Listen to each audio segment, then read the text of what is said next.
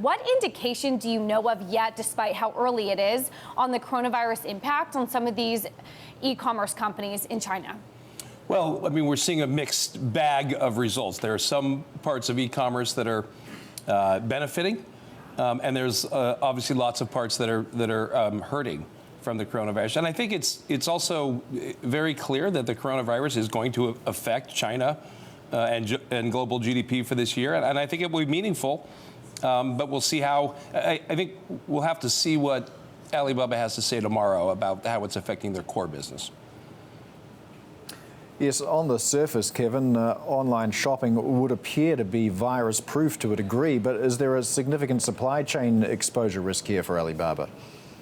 Well, there's no doubt there's a significant supply chain risk, and there's also a significant demand risk. I mean, if you're quarantined at home and you're worried about being that way and unable to work for any period of time, the odds are your expenditures on non-necessary items is going to go down. So I think my guess is it's going to have a net negative effect on Alibaba and on the industry. But remember, this is a sector that's growing at 30% top line. So, you know, even a material impact, it'll still be the fastest growing sector in the world, I believe. And I want to talk about that growth rate, because at least here in the U.S., you're starting to see big tech companies really stall out. You're not getting that 30% growth rates anymore.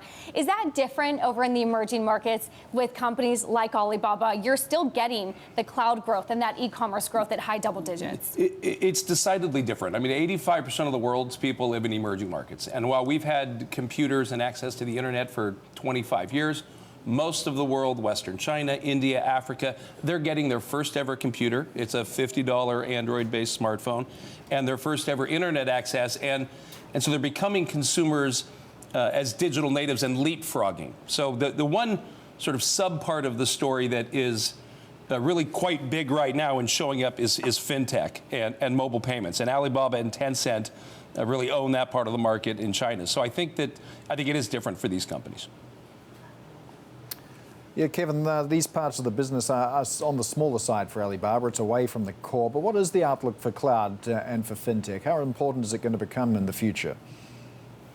Well, the cloud obviously is a big deal everywhere, and Alibaba's cloud business is, I think, likely to grow at over 50% again in the quarter they're about to report, and it has a long way to go. And fintech, Alibaba's fintech business is Alipay.